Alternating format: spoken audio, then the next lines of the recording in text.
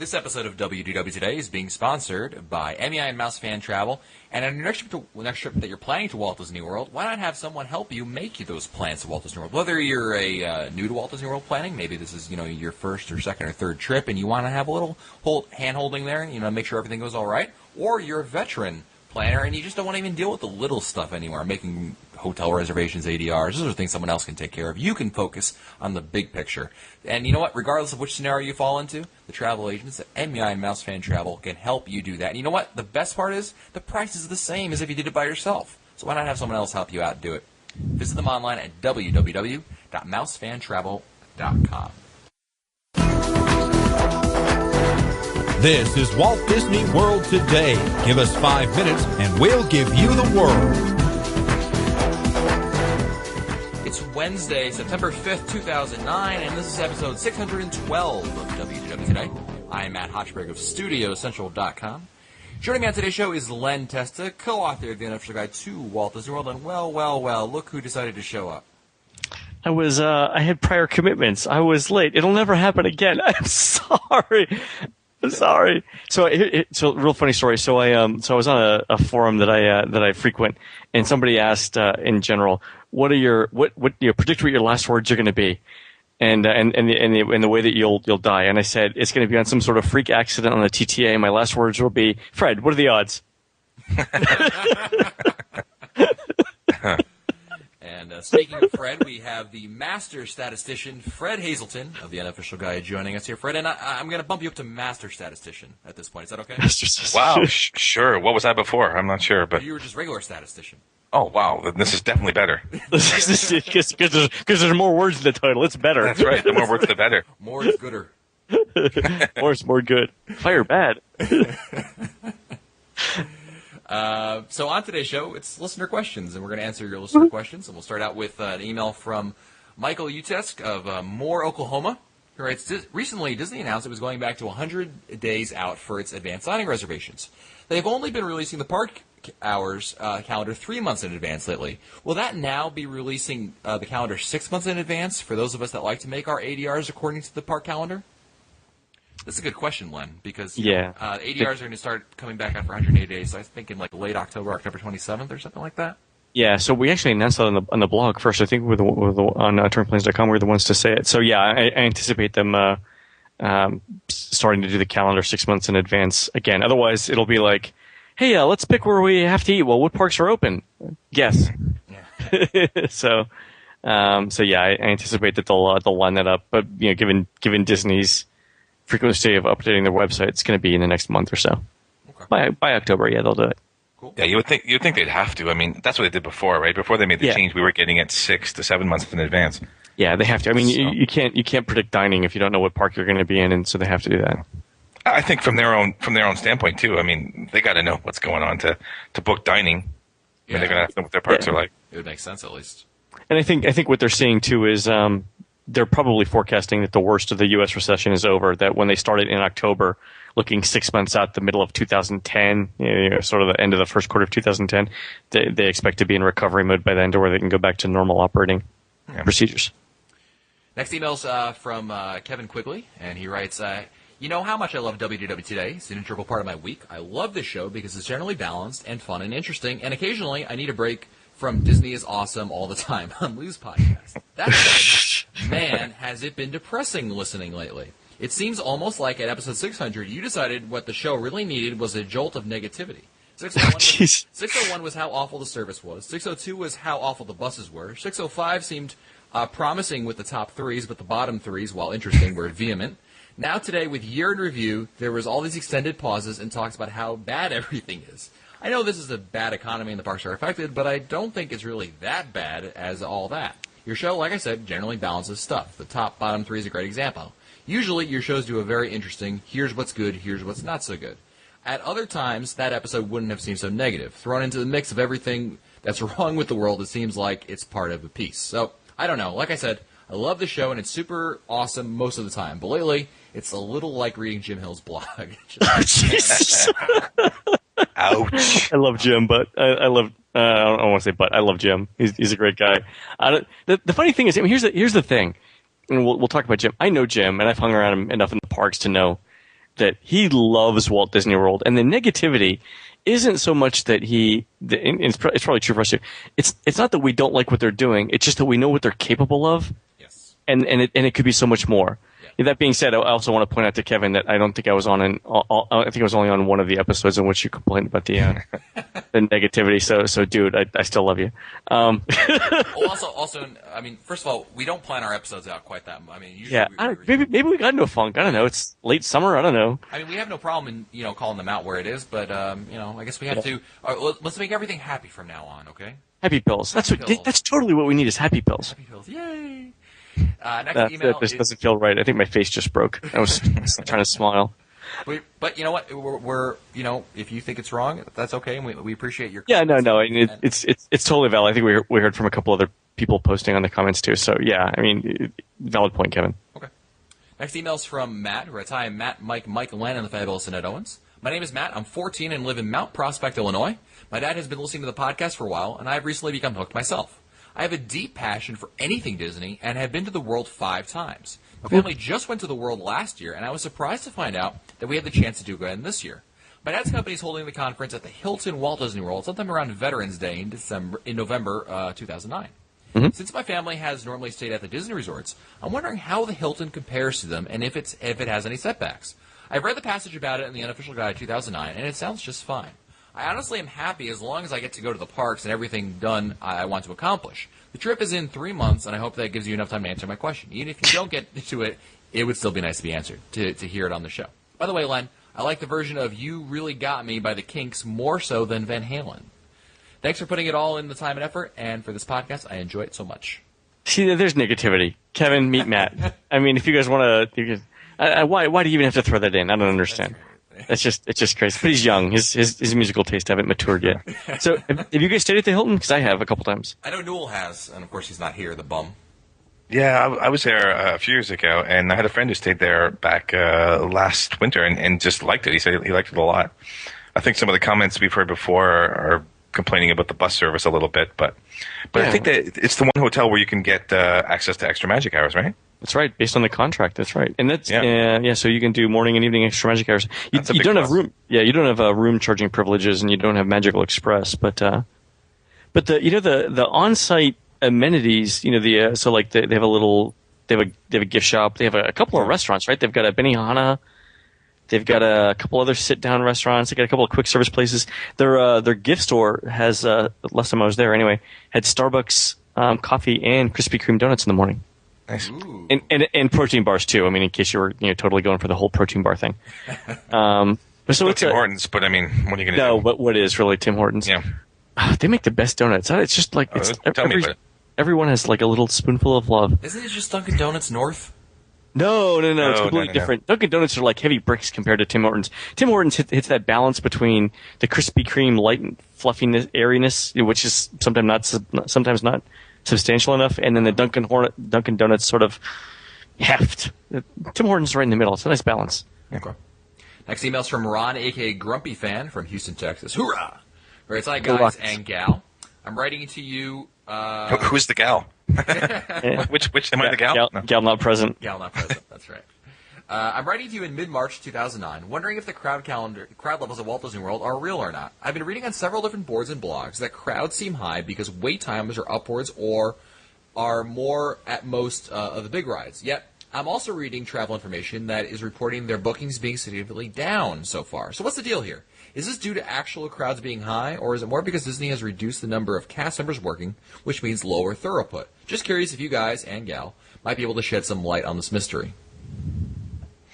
Yeah, it's always a balance, right? I mean, if they cut back staff like we've seen sort of since the early spring up until now, and attendance isn't quite what it was, although some of the promotions brought attendance up to sort of break even numbers from previous years, you get kind of this balance point. So bookings might be down, but crowds aren't necessarily down because of if you look purely at wait times. But if you're looking at the actual number of people in the parks, it can be different. So it's kind of I think this is by design. I mean, in my opinion, that they're tinkering with things and to keep things always at a balance, because we're just not seeing that much of a change in terms of the overall crowd statistics that we keep. It's pretty steady. Yeah. Okay, very good. Next email is from Rob Burkhart writes, love the show and listen all the time, but I gotta wonder what you guys have been smoking lately. You guys keep talking about rental cars are so cheap, yada, yada, yada. I'm going soon to Walt Disney World and trying to find a car to rent. The best price I'm finding is about $60 a day for a golf cart-sized car. Yes, I checked Mouse Savers, Priceline, Kayak, etc. for rates. I'm looking to drop the car off at or around Walt Disney World property. So what's the secret to all this? Is it where's he dates? picking it up? Where are the dates? And is he picking it up at the same places he's dropping it off? Because sometimes there's a fee for. The dates aren't really so important in this. Let's just So in the past is what you're saying? What time of year is it, man? Is it over a holiday? Summer? let's just say it's he. I'm sure he had a very nice trip to Walt Disney World. Okay. You know, But it's funny. I've noticed, I've, in his defense, though, I've heard other people who've gone to Walt Disney World recently reported high costs for rental cars as well. Really? Me too. So what, Yeah, remember I tried Magical Express because it saved me. Well, and it would have ended up saving me. It was $250 to rent my car for 4 days. So that works out about right. So that's about $60 a day. Yeah, I don't know. Well, when I did the last big update for the book, rates had not got crazy yet. So maybe something happened. Maybe it's just summer. It very well could be. I mean, one thing that I've noticed also, I mean, if you're looking for the best deals out there, if you're going to just pick up and drop off at Orlando's airport, try Priceline for the bid now price. It's almost always cheaper than the best price I can find at the other things, regardless of what the regular prices are. But that'll save you a little bit of money. But I've noticed you're not the only one who's noticed those prices up a little bit.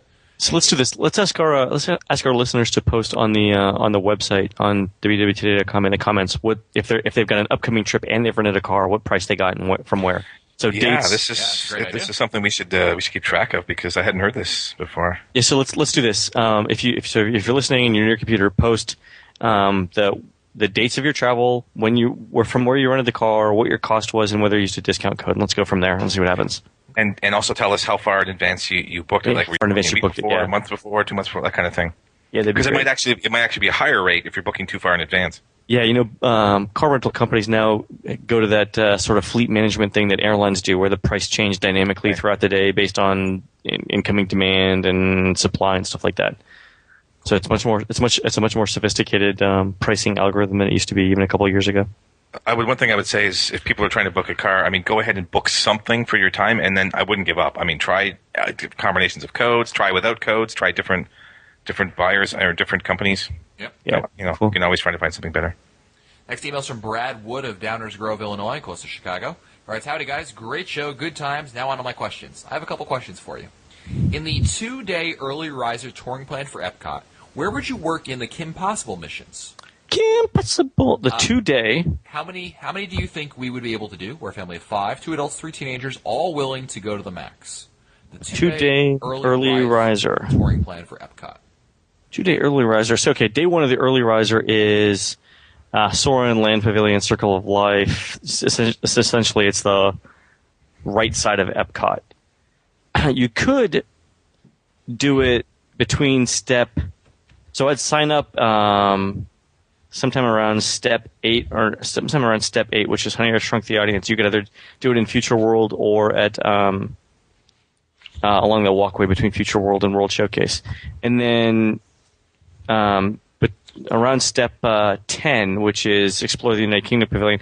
Just after that, before you walk over the bridge to France, there's a little kiosk on the right-hand side, right by where you come out by International Gateway, where you pick up your Kim Possible communicator, and that would be a good place. So you could do it then, and that would give you essentially, you could ask for France or Japan as a country, or Morocco if they have it. I don't think they have Morocco though. I think it's just France and Japan. Or you could do it on day 2, pick up your communicator sometime around step 4, which is in touring interventions. You pick it up then, and then either do Mexico, Norway, I think it's China, or Germany. I think it's Germany's a country. So either than I think it might be slightly easier for you to do it on day 1. And how many do you think they'd be able to really hammer out in each one? It depends on how fast you're moving. Hannah and I are moving pretty quickly. I think 30 minutes is the most you would need to allocate to one of those, and you could probably do them in 15 or 20. Okay. Brad's second question is about Star Wars weekends, and how much can we expect to do as far as attractions go? We're going to be going to the studios twice for the week that we'll be going. Should we plan on a day for touring and a day for Star Wars? Is it possible to do both? Matt? Well, I think you really got to split it up. Star Wars Weekends is on 3 days a weekend. I think it's for a good reason. I mean, I would really, ideally, the way I would say it is you got to do a day for the attractions and a day for Star Wars stuff. And I would recommend that you probably go to do the attraction stuff on a non-Star Wars Weekends day because you'll have lower crowds going on. There's a lot of stuff going on for the Star Wars Weekend events, and really, if you really want to take advantage of it and meet the celebrities and go to all the talks, it's really going to monopolize all your time. You'll maybe have a little time for attractions here and there, especially the last couple hours the park is open. But otherwise, it really requires 2 separate days, I would imagine. They don't extend hours on those days, do they? Is it sort of normal hours? No, it's just a regular day. In other words. Yeah, so trying to cram it all in is a little bit tight, probably. Yeah, no, it's nearly impossible. You'd have to really sacrifice one or the other, or both, really. Quality geek time is what you'd have to sacrifice. Exactly. Hey, Matt, what's up with the Star Tours 2.0 film? True? We heard all that stuff on Slash Film, and they had the other little knickknacks here and there in terms of it. But the past 2 or 3 months, I haven't heard anything out of it. But that even so, you got to think that just that lone little bit of that, those little pictures we saw of that they were filming out there in the middle of the desert. I mean, that's got to be it. You know what I mean? So I'm thinking. I mean, the rumor I'm hearing is that they'll announce something at D23. I'm not holding my breath for it. I think it's true, Glenn, but I'm not sure when the truth will come out. The truth is out there. I was waiting for that. I can't do the X-Files. Want to take bets on whether they announce it at D23? All right. You want to take the bet 4? Yeah. All right. What do you want? What's the wager here? The wager is $1 million. $1 million. Let's bet. All right. How about this? I got a great bet for you, Len. Go ahead. Your next trip to Walt Disney World. If Yes. I win, we ride Star Tours, your hated attraction. Oh, gotta hate that And damn you ride. can't close your ears. You got to sit there on your hands underneath your hands underneath your legs. And he has to dress like a Wookiee. I mean, who doesn't have that outfit? And if you win, we'll ride Dinosaur. Oh, Yeah, sweet. you can't like grab my shirt and try and bury your head in my arm Like last time. like last time or the time before that. All right, okay. So just to make things more interesting, 2 alcoholic drinks before we ride either one. Okay, sounds good. Deal. Awesome. Deal. Okay, it's a bet. Next email is from Kelly Trent of Dallas, Texas, who writes, "Hi, guys and gal if present." Canadians count, I guess. I'm wondering What? No, I don't. That was just the question. I was just making a cheap Canadian joke. All right. Yes. Hilarious. Yes. Yeah, that's just fabulous. Yeah. Insult the Canadian way. We're used to it. Yeah. Kelly writes, "I'm wondering what to do for my next trip to the world. We'll be staying on site, and we weren't planning on renting a car, but we did want to go to Universal just one day to see the new Harry Potter world. Is there an easy way to get there, or is a cab going to be our best bet? Thanks a lot. Love the podcast." Depends on how many people. For one person, a shuttle might be cheaper. Mears does a shuttle actually between the 2 parks. And I think it's like $16 round trip per person. I thought Universal has this new thing now where they'll come pick you up on Disney property and bring you there. No, that's Enterprise Rent a Car. No. That's true also. But Universal has a thing that if you're staying on Disney World property, obviously there's no free shuttle that goes there. They'll come and pick you up and bring you over there. Really? That would be a great idea if they would do that. Could you? That would be a fabulous idea. It wouldn't cost them that much. No, some gas, and they would, they could probably do a couple people at a time. I could be wrong about that, but You could totally be on crack. But yeah, I'll have to. What's the cab ride? The cab ride, you're looking probably about 25, something like that. Yeah, probably like 20. yeah, more than that. 30. So on the way. Mears website, they'll actually let you estimate the taxi cost. I bet you it's more than that. I bet you it's more like $40. Well, the airport's only 45, right? It can't be. Yeah, the airport. Linda took a taxi last time from the airport. It was $60. Ooh, okay. That's what I'm saying. So I think the shuttle service is like $16. How much for a town car? What if you could just rent a little 65. town That's car? why I said, I was like, Linda, just rent the town car. It's $5 more, and somebody would have picked you up. And that's actually what I did on the way back, rather than take the cab. I bet you a town car has a rate to Universal and back. It might be a. Yeah, that might be a bit pricey. You can check with Quicksilver, see what they say. Next email is I felt bad for you, Fred. So I'm gonna show some Canadian love. Oh wait, here. so hold on. So just to Bring finish it. that up. So check definitely the Mears website. Check them because they'll give you both a shuttle service price and a taxi price. Okay, go ahead. Sorry. Sorry, no, I felt bad. So we're gonna go right to Gabriella from Surrey, British Columbia, Canada. Hey. Good day.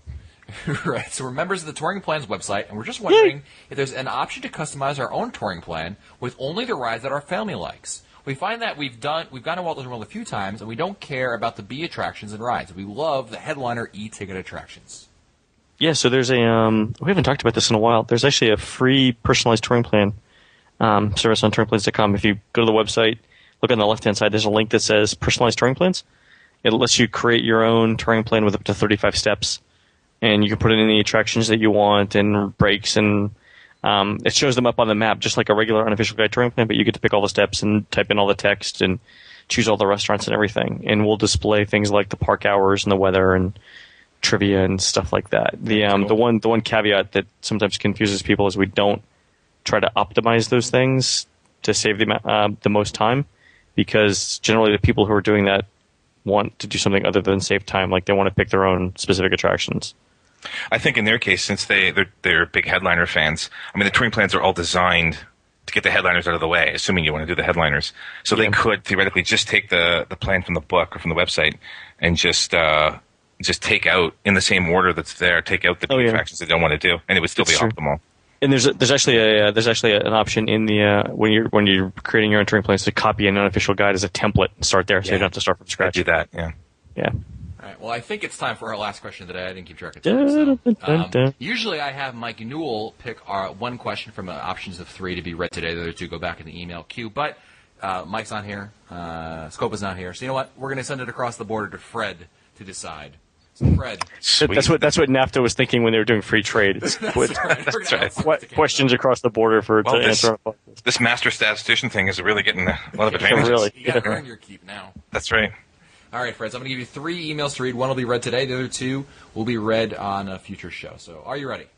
I'm ready. All right. Play our heirs. Go ahead. First one is T-Rex, not so bad. Second one is I need to tap into Len Ding Testis Braino knowledge. Or Christmas crowds, ack. Ooh, what would Newell do? What how many times have I asked myself that exactly? What? Looking at tapping into Len Testa's brain is not something I would recommend, so I'm going to go with the Christmas crowds. Yeah, do that. It's probably better. All right. Last email today is from Melissa. Who writes, hi, everyone. I've been catching up on your podcast ever since we found out that we're coming to the world December 26th through December 31st. Ooh, bring your friends. Right. There'll be no one there. It'll be so Yeah, exactly. You'll need someone to talk to. You see, no, we have to be happy. Remember, it's a wonderful time of the year to go. I mean, yeah, it's so the crowds will be light. Bring your friends. You seem to have a lot of practical information, so I thought I would send a question in hopes that you would help us out. My husband and I have been to Walt Disney World since 1994, when our high school choir came down from Wisconsin and performed at Epcot. Wait, she married her high school sweetheart who was in the choir from Wisconsin? Tell me, what's her listener's name? Alyssa. Alyssa, this is totally the white picket fence, the 2.3 kids in the Honda Odyssey minivan. This is the next Disney film coming out, I think. I know, I love this. I'm not being sarcastic or negative. I love this. I think it's great. Go ahead. Now we're bringing our 2 sons, ages 7 and 4. First visit. There's 0.3 kids on the way, Alyssa. With matching outfits. Matching outfits, yeah. That's right. All we need now is a golden retriever, and we're set. And they're both Boy Scouts. Go ahead. Our travel agent gave us a copy of the unofficial guide, and we fully intend to follow the touring plans because we know the crowds are going to be incredible. Yeah. We're planning to spend 2 days at the Magic Kingdom and 2 days at Epcot, so that hopefully we can hit most of the attractions that we want to see. So here are my questions. 1, what are your top tips for making the holiday crowds bearable so that it's still a magical trip for our family? Using a 2-day touring plan from the unofficial guide and for Epcot and the Magic Kingdom, I think it's a great start. Actually, seriously, I'm not joking. If you have 2 days, it breaks up Fantasyland and Tomorrowland into separate days, and those are really the 2 big lands to get out of the way early in the Magic Kingdom. Like really, this is when I think the touring plans really shine, and the crowd calendar for that matter too, because. Yeah. I mean, if you can find, and I think Matt, you've talked about this before, but there are some days when you expect, like the studios, you walk in like on July 4th or something, and it's not that bad. Like it's actually not that bad. The real challenge is getting the Magic Kingdom 2 days done. So if you can stick to the terrain plan on those 2 days, you're probably going to be okay. And of course, you got to be there bright and early as soon as the park opens. You got to be there Of course, before the park opens. Yeah, so that's long before. It's actually a great point because the park will probably open at 8, which means you'll probably need to be there. And if there's extra magic hours, it'll open at 7. 7, yeah. Which means you need to be there at 6:30 to take. And we've done this actually. We did this during data collection, and it's I know it sounds like it's crazy to get to a park at 6:30, but between 7 and 8 was just so pleasant. I mean, some of the best memories I have of doing data collection in the park, because it was Christmas time, and even though it was going to be super crowded later on, that first hour wasn't bad at all. Yeah, and there's a certain pride of walking out of the park at 11:30 or 12 for your nap. So long, suckers. Exactly, and the place is just packed. Yeah, and you've already done all the big attractions. Yeah, exactly. Yeah. Alyssa, I was gonna, oh, go ahead, Lynn. I was going to say, our developer Henry did the Ultimate Magic Kingdom touring plan today, and we'll have him on a later show. But to put the touring plans into perspective, today he saw 53 attractions in about 11 and a half hours. So he didn't break the record, but darn close, and that gives you some idea of what you can accomplish with the plans and some good advice. Alyssa also wants to know, should we take advantage of extra magic hours if possible? I saw archived hours from last December that showed Magic Kingdom's extra magic hours beginning at 7 a.m. Would we need to get... Dude, we need to stop right now and I'm going to go buy some lottery tickets. Would we need to go to the Magic Kingdom by 6:30 a.m.? And if so, which rides can Exhausted Pants nap on? That was just scary. That whole thing was just scary. That's awesome. Welcome to Test His Brain. Yeah, really. I wonder what the other question was. Yeah, that's funny. All right, well, that hopefully answers your questions there, Alyssa. And that's going to do it for us today.